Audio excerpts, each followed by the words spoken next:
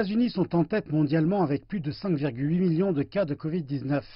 Toutefois, cette semaine, les centres américains de prévention et de contrôle des maladies ont restreint leurs conseils quant à la population qui devrait être testée pour le virus, en déclarant que ceux qui ont été exposés mais ne présentent pas de symptômes n'avaient pas besoin d'être testés. De l'autre côté de l'Atlantique, le gouvernement allemand a étendu ses alertes aux voyageurs à plus de 160 pays non européens. Quiconque entre en Allemagne en provenance d'une zone à risque doit effectuer une quarantaine chez soi. En Espagne, la deuxième vague d'infection est arrivée, et elle est arrivée plus tôt que prévu. La nouvelle flambée a vu le record du pays approcher les 80 000 nouveaux cas au cours des 2 dernières semaines.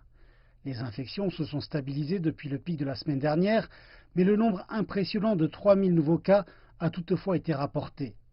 Ceci porte le total des cas en Espagne à près de 420 000, le nombre de cas le plus élevé en Europe occidentale. Le Premier ministre Pedro Sánchez a mobilisé 2 000 membres de l'armée dans les régions les plus affectées, afin qu'ils aident à dépister les infections. Nous ne le permettrons pas. Je répète, nous ne permettrons pas que la pandémie prenne à nouveau nos vies. Nous allons prendre le contrôle, vaincre cette deuxième courbe qui s'élève à nouveau d'une manière menaçante. Le plus tôt et le plus efficacement nous ferons cela, le mieux ce sera. Dans la région de Madrid, les nouvelles infections augmentent plus rapidement que partout ailleurs dans le pays. Le Premier ministre et sa coalition ont rejeté les appels à un confinement national, mais ont annoncé que chaque région pouvait demander de retourner à l'état d'urgence. Si le nombre de cas continue d'augmenter, nous aurons besoin de prendre des mesures drastiques. Je ne sais pas exactement si cela devra prendre la forme de confinements locaux comme dans les villages, ce qui est relativement facile à faire, ou bien si cela devra être un autre type de mesures liées au mouvement des personnes. L'économie espagnole a été dévastée par le confinement précédent.